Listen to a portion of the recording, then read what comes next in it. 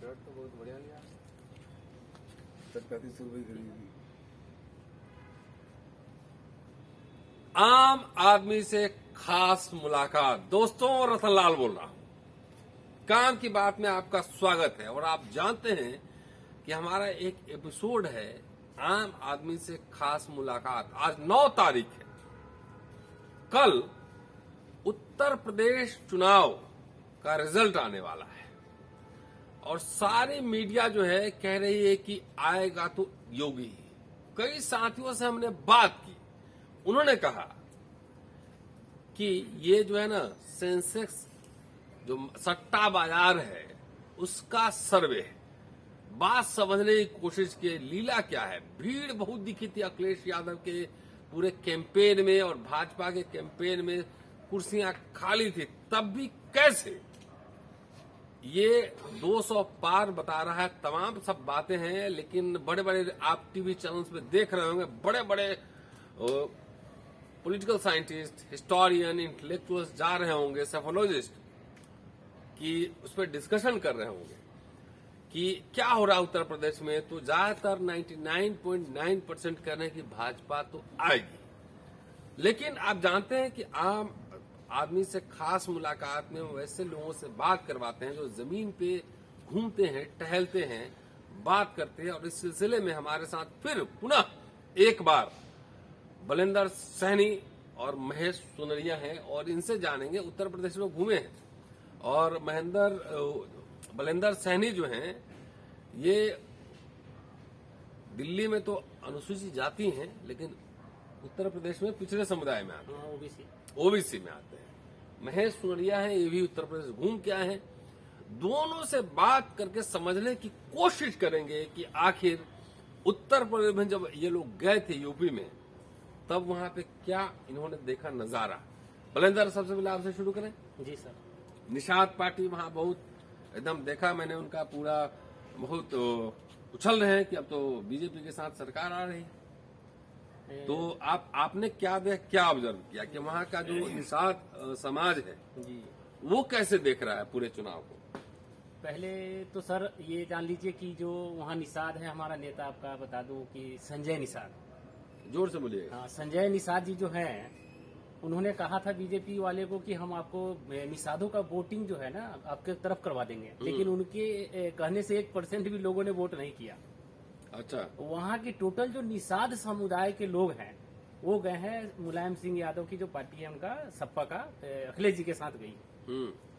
और हमने वहाँ से सभी लोगों से जो ओबीसी दलित समाज के लोग हैं उनसे हमने बात करी या लोगों से संपर्क किया, लोगों से मिल मिलाप हुआ, बातचीत हुई, डिस्कशन होती रहती है। तो सभी लोगों ने ये निर्णय दिया, निष्कर्ष ये निकला मेरा कि वहाँ समाजवादी पार्टी की सरकार बन रही है। क्योंकि वहाँ के लोग जो हैं, जो हमारे दलित ओबीसी समुदाय के जो लोग हैं, वो बहुत पीड़ित और प्रताड़ना का वहाँ झेला है उन्होंने। उसमें कई सारे मुद्दे हैं, जैसे कुलदीप सिंह सेंगर वाली और वो हाथरस वाली घटना, उसके बाद ये लखीमपुर खीरी जो किसानों को कुचल दिया गया, जिंदा मार दिया गया, जिंदा। उसके बाद उस व्यक्ति की जमानत हो गई, जो किसान उसमें थे वो अभी तक जेल में है। तो बहुत सारे मुद्दे थे, महंगाई का था और भ्रष्टाचार का था, बुलडोजर था, लोगों को बहुत सारे प्रताड़ित जो किया गया है बीजेपी के द्वारा, वो सब मुद्दा था वहाँ। सारी मुद्दा को देखते हुए लोगों ने एकदम जबरदस्त वोट किया है। जबरदस्त का मतलब कि वोटिंग का परसेंटेज भी बढ़ा। किसके पक्ष में, किसके खिलाफ? समाजवादी पार्टी के पक्ष में गया, बीजेपी के खिलाफ वोटिंग हुआ। क्योंकि सत्ता में तो आप है ना, जितने आपने गलत करामात किए वो आपने किया। समाजवादी पार्टी सत्ता में है नहीं, तो उसके खिलाफ क्यों जाएगा? वोटिंग तो हमेशा सत्ता के खिलाफ होती है। लोग सवाल तो सत्ता वाले से पूछते हैं ना। और आप कह रहे हैं कि सब कुछ होने के बाद हम जीत रहे हैं। और सबसे बड़ी चीज, कई विश्वसनीयता चैनल है जो हम लोग देखते हैं, वो सब भी वही बात कर रहा है कि नहीं, समाजवादी पार्टी तो नहीं जीत रही है, भाजपा जीत रही है, भाजपा जीत रही है। अब उसके बाद क्या हुआ कि इन्होंने सारे चैनल एकदम से दिखाना शुरू कर दिया कि नहीं, सर्वे में तो जो भाजपा आ गई, भाजपा आ गई, भाजपा आ गई। दूसरा, उसी दरमियान इन्होंने क्या किया कि कूड़े की गाड़ी में ईवीएम मशीन ढोना शुरू कर दिया। देश हमारा 21वीं सदी में चल रहा है, विकासशील देश है हमारा, विकास हो रहा है, मोदी जी के राज है। मोदी जी के कर्मों जब 22 घंटा काम करते हैं, तो हमारा गाड़ी जो किस में मशीन ढो रहा है, ईवीएम मशीन, कूड़े की गाड़ी में। अगर ये 24 घंटा काम करते तो कौन सी गाड़ी में ढोना पड़ता है ईवीएम मशीन को। और फिर उसका सिस्टम है, चुनाव आयोग काम करता है। चुनाव आयोग तो कहीं दिखा ही नहीं हमको। चुनाव आयोग पूरे चुनाव में हमें तो नाम ही पता नहीं है, गूगल में ढूंढना पड़ेगा कि चुनाव आयोग का नाम क्या है। टीएन शेषन जी थे जो 1990 में चुनाव कराए, आज तक हमारी जुबान पे है और लोग भी जानता है कि Seshan, TN Seshan, mister T Seshan, उन्होंने चुनाव का प्रक्रिया लगाया और चुनाव को उन्होंने प्रदर्शिता किया और लोगों को आज तक चुनाव कराने के स्टाइल दे गया। अब जान लीजिए कि पंजाब में चुनाव हुआ, 17 सीट पे चुनाव होगा एक दिन में, लेकिन 400 सीट है कहाँ यूपी में, तो यहाँ 50-50 सीट पे आप चुनाव करवा रहे हैं। क्या यहाँ 100 सीट पर चुनाव नहीं होना चाहिए था? और उसकी गैपिंग देख लीजिए, इतना लंबा चुनाव नहीं होना था। पहली बात, क्यों नेताओं का मौका दे रहे हो अपने प्रोपेगेंडा को सेट करने के लिए? क्योंकि एक प्रधानमंत्री जी का रैली वहां भी करवा दे, वहां भी करवा दे, योगी जी का रैली वहां भी करवा दे, वहां भी करवा दे। बीजेपी वाले को प्रॉपर टाइम दे रहे हैं। ये चुनाव कराने की इनकी सिस्टम नहीं है कि एक जगह 117 सीट का हो सकता है, तो यूपी में 400 सीट था तो 4 बार चुनाव खत्म हो जाता। उस चीज को क्या कर रहे हैं 60-60, 50-50, 55 सीट। ये क्या तरीका है? इस 8 चरण में ले जाने की जरूरत ही नहीं था, इसको भी 4 चरण में कराते और ये ज्यादा से ज्यादा 10-12 दिन की प्रक्रिया था। इन्होंने शुरू किया, 1 महीना इनको टाइम दिया कि आप खूब जो चाहो करो, खूब जो चाहो। एक तो आंकड़ा लगा लो कि 50 सीट पे हुआ था। इसमें ऐसा है, किस पार्टी का टीएन शेषन ब्राह्मण थे, ठीक है, और जितने चुनाव अफसर हुए हैं, आयुक्त हुए हैं, ज्यादातर अपर कास्ट के हुए। उस समय लालू यादव पावर में थे, उस समय तो फ्री छोड़ दिया है कि भाई इलेक्शन कमीशन जाके जो मर्जी करे। तो अब इलेक्शन कमीशन पंगु काहे बन गया है? नहीं, आप देख लीजिए कि पूरे चुनाव में इलेक्शन कमीशन कहीं है। क्यों बन गया है ऐसा? इसलिए कि सारा अपर कास्ट दलित बैकवर्ड का पॉलिटिक्स खत्म हो रहा है, करना है, हो रहा है, कर देना है। हाँ। ये अखिलेश यादव जी को आने नहीं देना है, तो इसमें सिस्टम में पुलिस है, जुडिशियरी है, सब लगा हुआ है, ईडी है, सीबीआई है, चुनाव आयोग है, सब लगा हुआ है कि किसी तरीके से अपर कास्ट को ही सत्ता में लाना है। अपर कास्ट को लाना है, दलित ओबीसी को बहुत दूर फेंक देना है, इतना दूर कि जहाँ फेंकना था इनको, हम लोग चाह रहे हैं कि फेंका जाए किसको? भाजपा वाले को। कहाँ? जहाँ इन्होंने अपने मित्रों को फेंक रखा है 7 समुद्र पार, जहाँ ये विजय माल्या ये सबको फेंक रखा ना इन्होंने, तो हमारा भी यही था कि हम 10 तारीख के बाद इनको फेंक दे। कहाँ? 7 समुद्र पार। लेकिन ये चाह रहे हैं प्रकाश की नहीं, फेंकने नहीं देना है, इनको पकड़ के रखना है। ये सारे तंत्र लगा रखे हैं, कहीं ना कहीं से चुनाव जीतना है, कहीं ना कहीं से चुनाव जीतना है। लेकिन ये जनता है, ये सब जानती है।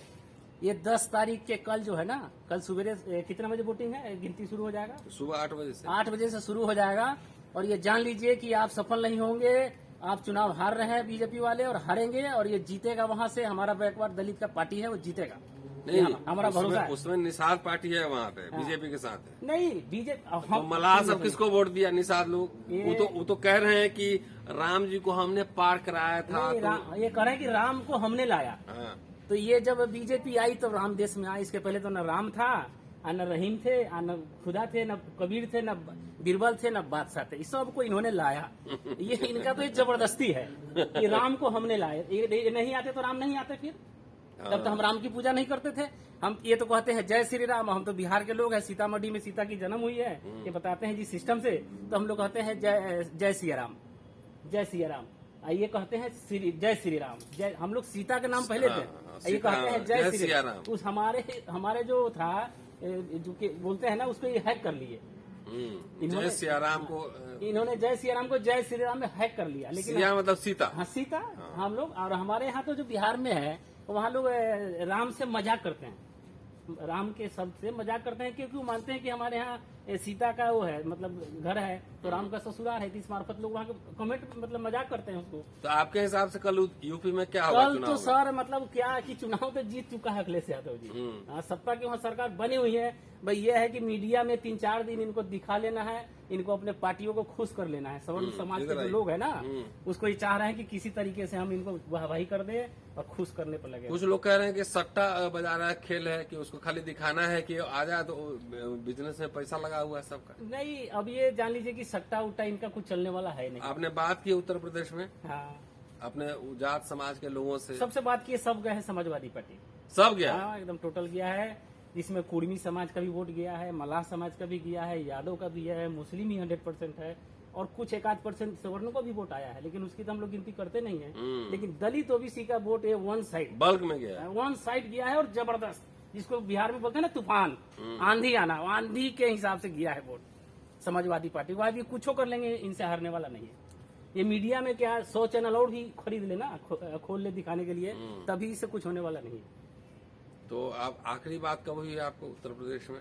हमारा तो डेली होता है सर, आज भी हुआ है। आज भी हाँ, हुआ? आज भी हम 3-4 बजे फोन किए हैं लोगों से कि भाई बता क्या हो रहा है। बोले नहीं नहीं नहीं, सब करने की जरूरत नहीं है, कल मशीन खुलेगा और इसमें एकदम समाजवादी पार्टी का जीतना शुरू हो जाएगा। लेकिन मैं सर दुखी भी हूँ, पीड़ित भी हूँ कि इसमें चुनाव आयोग से मैं बहुत मायूस हूँ, दुखी हूँ। मतलब चुनाव आयोग से मेरी बहुत बड़ी शिकायत है कि आप अपनी संवैधानिक संस्था को बचा लीजिए।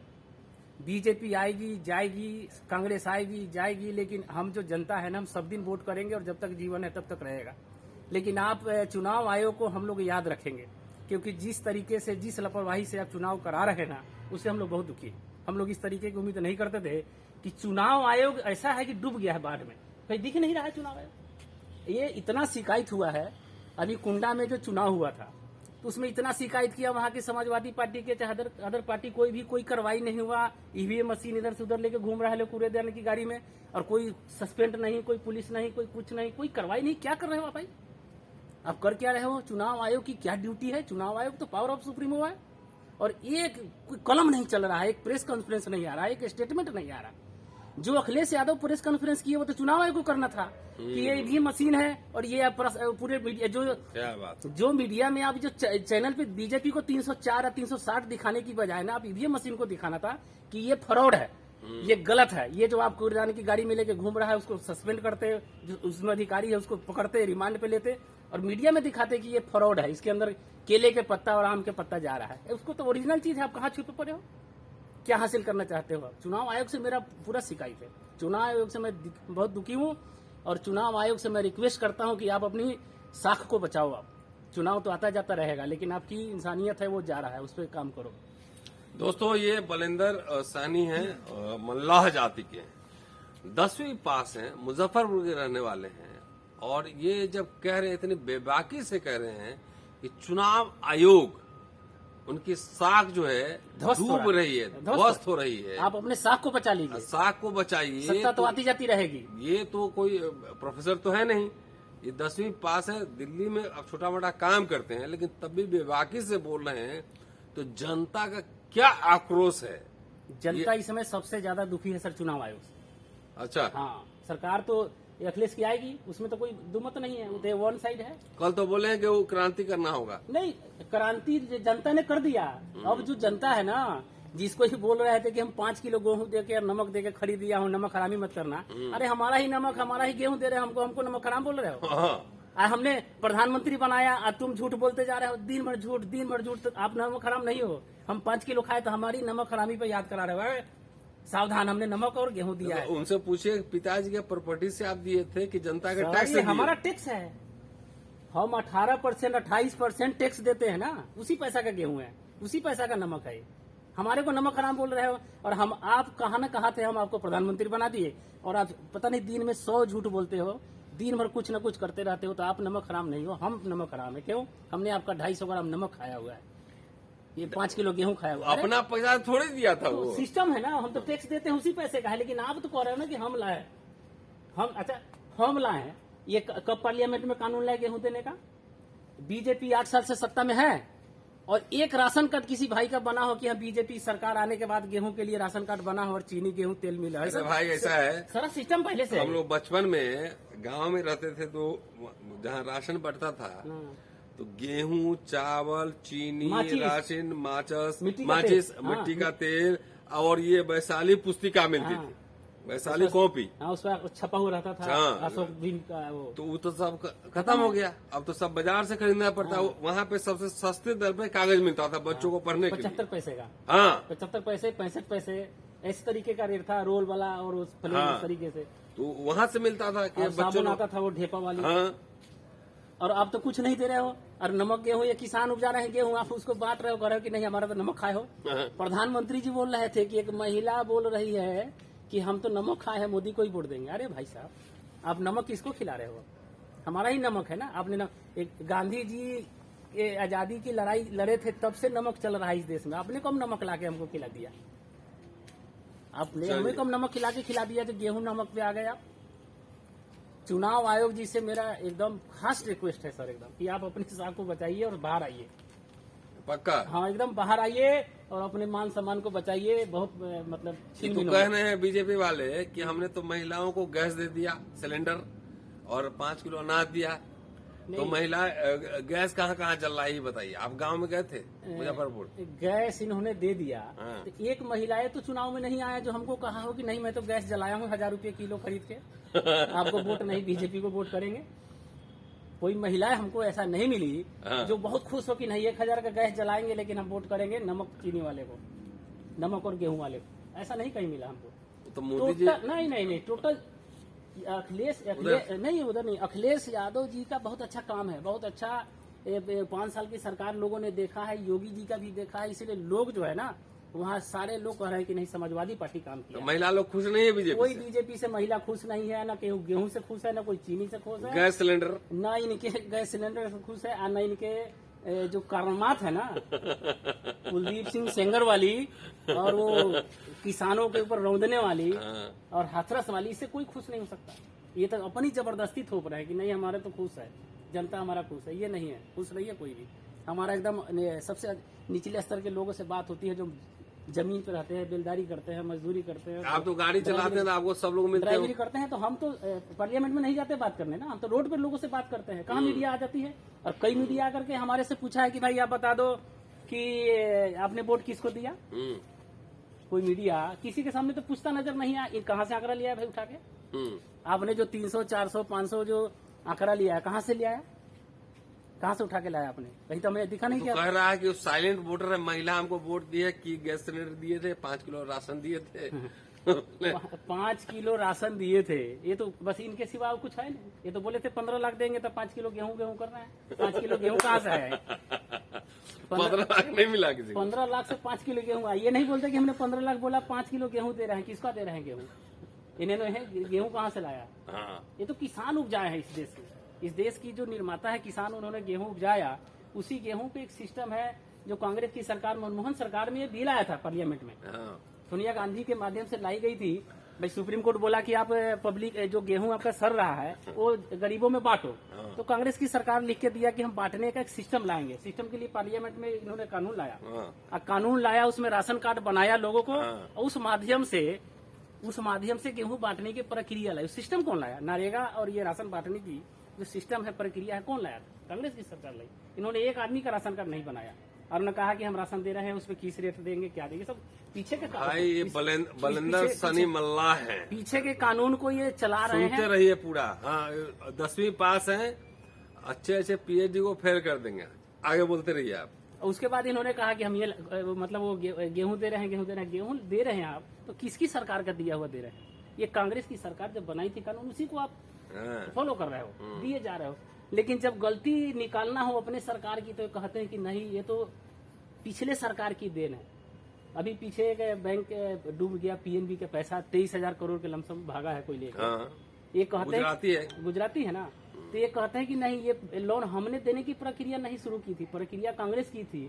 लेकिन ये नहीं कहते कि हमने भगाने की प्रक्रिया शुरू करी। लोन तो उसने दिया और भगाने का काम हमने किया। तो हम लोग भी इनको चाह रहे हैं कि हम लोग भी इनको वहीं पहुंचा दे जहां इनके मित्र गए, जो मित्र, हाँ, 7 समुद्र पार गया, इनका सारा मित्र वही बैठा है। ललित मोदी, विजय माल्या, नीरव मोदी, मेहुल चौकसी और फ्रंट लाइन, पता नहीं रूपा का भाई ऐसा है, हम लोग भी पहुंचाएंगे, चिंता मत कीजिए। आप मीडिया में चाहे 400 सीट दिखा लीजिए, लेकिन देश की जनता है, हम छाती ठोक के बोल रहे हैं। मैं मलाह हूँ, मुजफ्फरपुर बिहार का रहने वाला हूँ, और यूपी में भी मलाह के बदौलत ही सरकार बनी थी कल्याण सिंह की, भाजपा की आपकी, और बनेगी ओबीसी और दलित के वजह से ही। लेकिन आप चाह रहे हो कि नहीं इनको दबा के बनाया जाए, ये बनने नहीं जा रहा। ये सरकार आपकी नहीं बनेगी। शानदार। अम्बेडकरनामा में बार कहते हैं ना, आम आदमी खास मुलाकात, ऐसा डिबेट जो है ना बेबाक, अगर ये बड़े बड़े चैनल पे जाएंगे ना तो बड़े बड़े प्रवक्ताओं को चुप कर देंगे। अब मेरे साथ महेश भी हैं। महेश अभी आए हैं गोरखपुर से। महेश जी सर। आप गोरखपुर गए थे?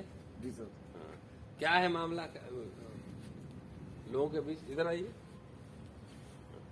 सर। मैं गोरखपुर गया, भाई चंद्रशेखर के चुनाव में, और सर मैंने वहाँ जाके क्या देखा। सर मैंने वहाँ जाके ये देखा कि सर जोर से थोड़ा जो सर वहाँ जो हमारे जो दलित समाज के लोग हैं, सर वो ये जानते ही नहीं कि वो दलित हैं। वो ये जानते हैं कि सिर्फ हम हरिजन हैं। अच्छा। और सर वहाँ जो हरिजन के नाम से जो उन्होंने आपको पुकार रखा है सर, वो उनकी अलग अलग बस्तियां हैं सर। मुस्लिम अलग है सर वहाँ, हमारे अरे वो मठ के सामने तो मुसलमानों की सर बस्तियां सारी हैं। सर टोटल सारी। मुसलमान सर, टोटल मुसलमान सर। योगी सर, के मैं- मठ के सामने मुसलमानों की बस्तियां हैं। सर टोटल मुसलमान सर, टोटल सर। वो वहाँ मुस्लिमों को गाली बकेंगे, मुस्लिम को उल्टा सीधा बोलेंगे, और सर वहाँ खुल के मुस्लिमों का समर्थन भी करेंगे। नहीं नहीं, खाजा भी वही उसी के दुकान से खरीदते हैं। जी सर। सर वहाँ जितनी रेडी पट्टी लगती है, जितनी सामने दुकान लगती है सर, सारी ही टोटल मुसलमानों की सर। और सर जिस वक्त हम वहाँ पर मुस्लिम बस्ती में पहुंचे सर, वहाँ डोर टू डोर करने के लिए सर, वहाँ भाई चंद्रशेखर के नाम से सर वहाँ लोगों का बहुत समर्थन मिला। उनका जो एनआरसी आंदोलन में सर 15 महीने का जो जेल कटना था सर, उसका उनको मुस्लिम समाज को सर मतलब देख के उनमें बहुत उत्साह नजर आया सर, कि उन्होंने वहाँ खुल के वोट किया सर भाई चंद्रशेखर को। मुसलमान किसको वोट देगा वहाँ पे? सर वहाँ सर आप तो वहाँ गए थे। सर जो ये हमारा जो SC OBC माइनॉरिटी समाज है सर, सर इनका जो वोट है ना सर, वो सब जगह बच जाता है सर। सर बीजेपी वहाँ सिर्फ SC माइनॉरिटी वोट पे ही सर फोकस करती है। उनको पता सर हमारा ब्राह्मण बनिए जो ठाकुर वोट है सर, इनके ऊपर हमें ध्यान देने की जरूरत ही नहीं है सुनिए, ये है खेला। सर। बीजेपी आरएसएस को ब्राह्मण बनिया वोट पे ध्यान देने की जरूरत जरूरत नहीं नहीं है होती, सर, क्योंकि सर वो उनको खाली पता है ध्यान कि ये हमारा ही वोट है। है। सर उनको जरूरत है हमारे SC OBC माइनॉरिटी के वोट की। जी। और सर ये जो SC OBC माइनॉरिटी का वोट है सर, ये एक वफादार कौम है सर। ये सर एक वफादार कौम है सर। सर इनके साथ अगर कोई भी सर कुछ भी करता है ना सर, ये उसका एहसान नहीं भूलेंगे सर, चाहे सर वो कोई भी हो, इनको इससे मतलब नहीं है सर। और सर इसी प्रकार का मैंने सर वहाँ पर बहुत कुछ देखने को मिला सर। योगी की जो वहाँ स्मार्ट सिटी सर वहाँ बहुत बुरा हाल है सर, बहुत बुरा हाल है सर वहाँ पर। और भाई चंद्रशेखर ने सर जो वहाँ पर फैसला किया चुनाव लड़ने का सर, वो कुछ सोच के ही किया सर। नहीं, वो छोड़िए, चुनाव छोड़िए। आप पूरा यूपी में आपका ससुराल वहाँ पे यूपी में है, कौन कैसे चुनाव लड़ा छोड़िए। लार्जली जो है SC ST OBC, ठीक, आपका ससुराल रिश्तेदारी है पूरा वहाँ पे। जी सर। आप दलित समाज से हैं। जी सर। तो वोट का पैटर्न क्या है? जो मीडिया कह रहा है कि बीजेपी जीत रही है, 250 सीट आ रही है, 300 सीट, क्या है मामला? सर ये मनुवाद का वो कसवा नाड़ा है सर। जिस दिन ये खुल गया ना सर, उस दिन बीजेपी सर पूरी नंगी हो जाएगी। उस दिन सर बीजेपी का। अच्छा। हाँ सर। तो ऐसा है कि इसका मतलब बीजेपी हार रही है? जी सर। है? जी सर। चलिए दोस्तों, रतनलाल बोल रहा हूं और देखिए आम आदमी खास मुलाकात, दो खास व्यक्ति हमारे साथ। बीजेपी जान लीजिए सर कि हम तो 100 सीट पीछे बोले थे आपको, लेकिन 120 सीट से इनका ऊपर नहीं जाने वाला। बुलेंदर सैनी 120 मल्लाह जाति के हैं, बिहार में अति पिछड़े में है, दिल्ली में शेड्यूल कास्ट में है, महेश सुनड़िया है शेड्यूल कास्ट में है, उत्तर प्रदेश में भी, दिल्ली में भी।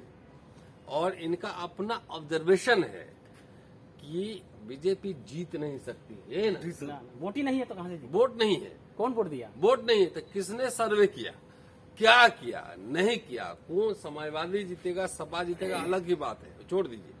लेकिन बीजेपी नहीं जीतेगी, ये दो हमारे ग्राउंड रिपोर्टर्स 1-2 महीना ये लोग सब फील्ड में घूम रहे थे। मैंने आपसे बात नहीं करवाई थी, लेकिन खाली ये जरूर कहा था कि जाकर देखिए कि जमीन पे क्या हो रहा है, ग्राउंड पे क्या हो रहा है। रिपोर्ट ये कह रहा है कि लोगों ने बीजेपी को वोट नहीं दिया है, ईवीएम में क्या हेराफेरी हो रही है, नहीं हो, ये मायावती जी, अखिलेश यादव ये तय करें। शुक्रिया कि पहुंचे कल दिन भर, कल जब जैसे काउंटिंग शुरू होगा, कल दिन भर लगातार आपके साथ बना रहूंगा। शुक्रिया की watching and sharing Ambedkarnama global and Bahujan wisdom. मिलता हूं कल, शानदार रहेगा कल का प्रोग्राम। शुक्रिया, जय भीम।